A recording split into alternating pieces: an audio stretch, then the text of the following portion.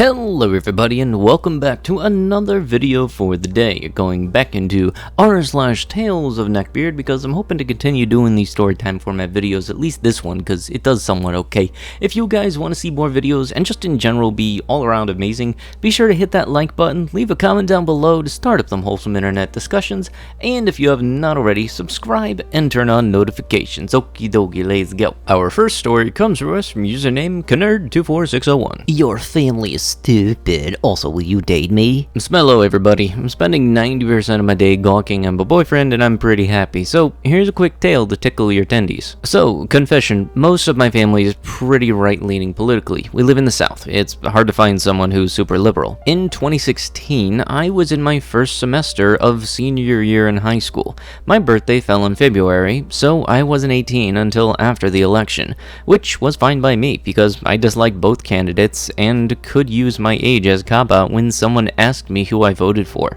I took my federal government course and sat between this guy named John and this other guy named Kyle. These aren't their real names, but they're both necessary to the story. A quick aside, I was worried Kyle would be a neckbeard, lanky, libertarian, nerdy guy, but he's a pretty cool dude. For anyone curious, he's going to college for engineering and married this absolutely adorable girl. I ran into him at a high-end jewelry store, we caught up with each other, and he pretended to work and showed me and my friends rings.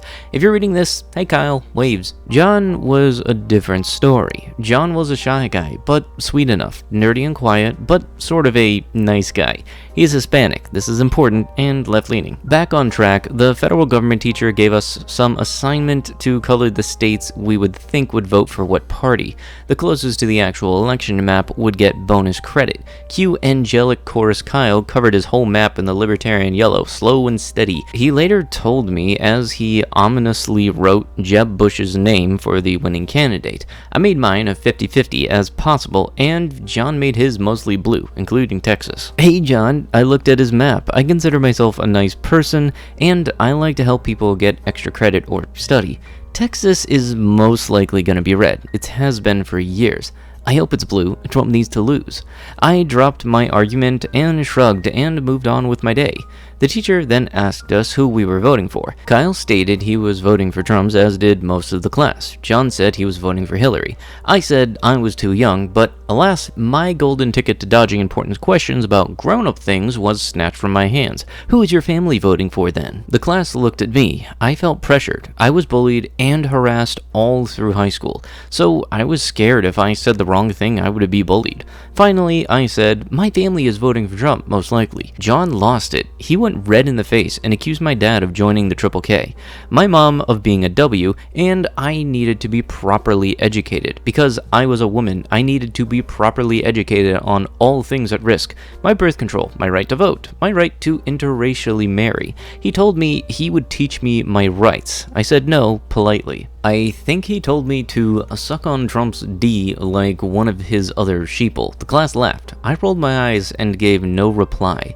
John's behavior carried on through the year, and he hated me and everything I did. I gave no care to what he said. He told me I was taking all of his rights away. I said nothing. The fateful day came. I still remember it clearly.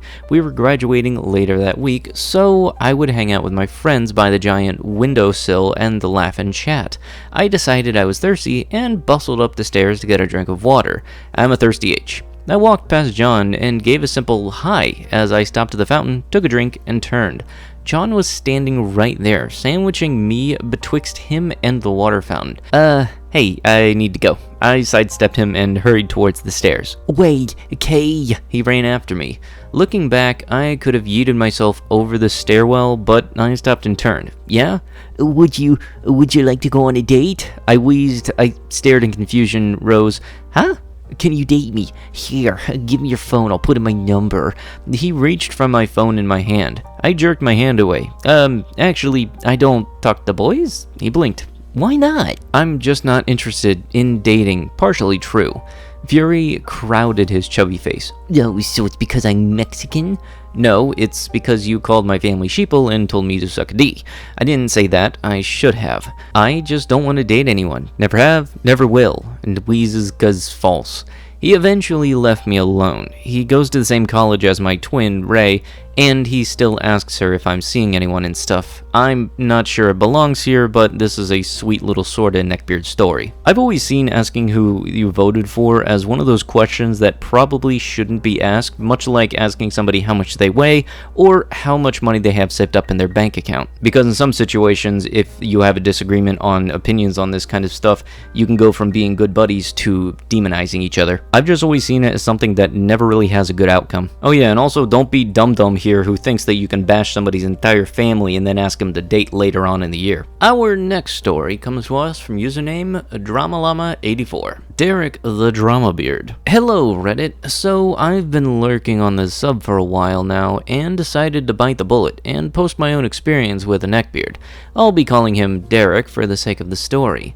For a bit of background, I help run a theater group in my town. It's a small group, currently 14 members, and the majority of them have known each other since primary school.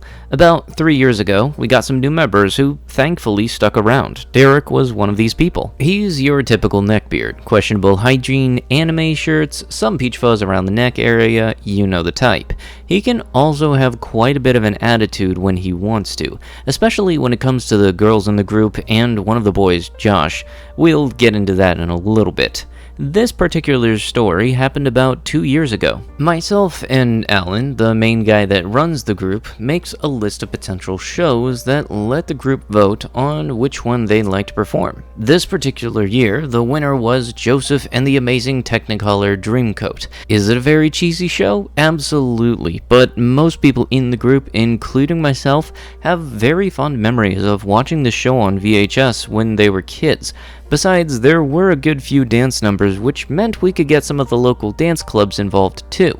Derek didn't like this. He had been very quiet when we announced the show and started discussing characters, costumes, sets, and such. After everyone had gone home, he came to speak to me about the show. He asked me to reconsider the decision, when it was the group that decided on the show, and explained that he felt uncomfortable doing a religious show as he is not a religious person. I explained to him that he didn't have to take part in the show, but we were not changing the show. Besides, you don't have to be religious to enjoy this show. I'm not religious myself, I don't think most of the group are, and it's not exactly biblically accurate anyways. Derek was not having this and continued to complain about the choice. However, after realizing I was not backing down, he eventually gave up and left. I assumed this was the end of it. Oh boy, was I wrong. After we had decided on who would be playing what characters, we decided to jump straight into rehearsals. This is where things started to go downhill. Derek had been cast as one of the brothers, Levi I think. However, he wasn't too pleased about this. He'd wanted to play Benjamin, bit of a change of tune for someone who'd wanted nothing to do with the play before. However, we had given the part of Benjamin to Josh. He was the youngest and smallest member of the group, so it made sense for him to be playing the youngest brother. The other boys tend to baby him a bit anyway, and it added a little bit more to the show to see them acting like real brothers. This ended up with another rant from Derek about how stupid the show was in the first place, and generally spouting his atheist views. Anyone who didn't agree with him was an idiot, apparently. This is also when he started to turn on Josh and started treating him like crap. It started off fairly small. He'd scoff and make passive-aggressive remarks about Josh's acting, dancing, and his costume. He also kindly reminded the others of Josh's age whenever they picked him up, hugged him, or jokingly covered his eyes. There were also several crude comments during Benjamin Calypso when Josh had to kneel in front of Michael, the guy playing Joseph. I'm sure you can all guess what those comments were about. It made the others feel really uncomfortable. They barely joke around with each other like that, never mind a man they'd only know for a few months. He never took it too far though, in front of us, as we did have the option to prevent him from participating in the play. But we found out later that Derek left the group. That's a whole other story. That he had been extremely horrible to Josh whenever they were alone together. For example, during this time, one of Josh's pet rats had grown extremely sick, and he'd had to be put to sleep. Josh, of course, was very upset about this and hadn't been as upbeat as usual in rehearsals. I was later shown screenshots of the text Derek had sent him, calling him pathetic for crying over a stupid rodent, and telling Josh that he'd ruined the rehearsals for this morning. He'd invite Josh to go over the songs with him, only to berate Josh for, well, whatever he felt like, really. However, Josh wasn't the only one who had to deal with Derek's behavior. Two of the dancers from the show told us later that Derek had been extremely inappropriate with him. The first girl, Sarah, was Derek's dance partner for one of the songs. According to her, he had constantly made jokes about how funny it would be if her skirt lifted up and how he hoped she'd be wearing sexy underwear if it did. Then he'd have something nice to look at. I genuinely feel grossed out just typing it. He'd also asked her out several times, even going as far as asking the other boys in the group to ask her out for him. Thankfully, they didn't. Around this time, Derek would share posts on Facebook or write statuses about how he was going to be alone forever and how girls don't care about the good guys. Alan and I weren't really sure what caused these posts at first, but according to Sarah, the posts would always come about after she rejected him. The second dancer was a girl closer to my age, about 24 at the time, and she did tell us about Derek's creepiness. He never said anything inappropriate to her explicitly, but she let Alan and I know that he spent most of their conversations talking to her chest, which, let's be honest, would make most people uncomfortable. We had a stern talk with him for once. He actually listened, taking care to look her in the eye whenever they had to speak. Still, just creepy he'd do that in the first place, though. The last thing was a lot less severe than his previous actions, but it actually led to him getting his dad involved and accusing us of harassing him. For our version of the play, we'd opt to have quite a bit of audience interaction, specifically having the brothers jump off stage at several points in the show to interact with the audience and sometimes bring them up on stage. This is where Derek's personal hygiene really became an issue. Derek's hygiene was bad, like to the point where we were genuinely concerned until his dad told us that it's just how he is. He openly admitted to only brushing his teeth every few days, and he didn't like deodorant because it's for tryhards. In his mind, guys that wore deodorant and such were only doing it to try to impress girls, which I have never been able to understand. Like, what is the logic behind that? Anyway, no one wants to go to a play only to be bombarded with the scent of BO and bad breath, so we tried to sneakily get him to clean up his act. The group would bring in mints and chewing gum, passing them around the group and eventually to Derek to try to freshen his breath a little bit. We even decided to all go swimming at one point just so he'd have to take a shower. Eventually, one of the girls' nephews, a very brutally honest 3-year-old, brought up Derek's odor, much to his aunt's embarrassment. She apologized profusely, but hey, kids are unpredictable. It wasn't her fault. I had a talk with Derek after this. I didn't say anything mean. I didn't really bring up his hygiene too much in case, on the off chance, there was something going on that was impacting his hygiene. As someone who's suffered with severe depression, I know how much of an effort it can seem sometimes.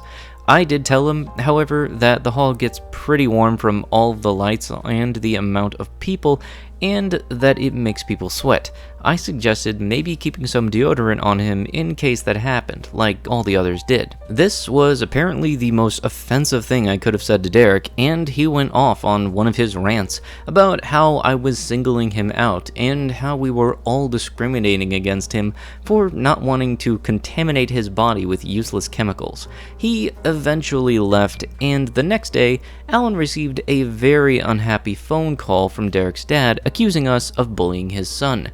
Alan basically told him the same thing I'd told Derek the previous day. His dad talked a lot of us about the group after that, slandering us to anyone who would listen, but he didn't take it any further. Surprisingly though, the show actually went pretty well if I do say so myself. Derek performed and behaved himself for the most part, though he failed to show up for the last 2 hours. He said he was sick, but I'm not too sure I believe him. Needless to say, those last 2 shows were the most fun to do. Anyways, that's my story, or jumble of events, about our theater neckbeard Derek. There's plenty of other events I can recall from Derek's time in our group, but this one always sticks out in my mind.